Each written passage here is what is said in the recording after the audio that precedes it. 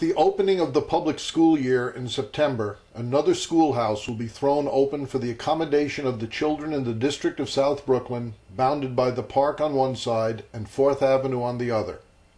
The nearly completed school stands on the corner of 6th Avenue and 8th Street, fronting to the west, and is located on one of the most beautiful sites in the city. The building is 110 feet 6 inches long and 56 feet wide, is 3 stories high with basement and mansard roof, and is built in what might be called the Romanesque style of architecture. The material is brick with brownstone trimmings. The crest of the roof is crowned with graceful ironwork, and the general effect of the whole structure is pleasing.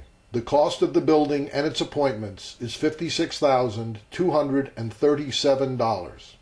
The Brooklyn Eagle, July 7, 1877.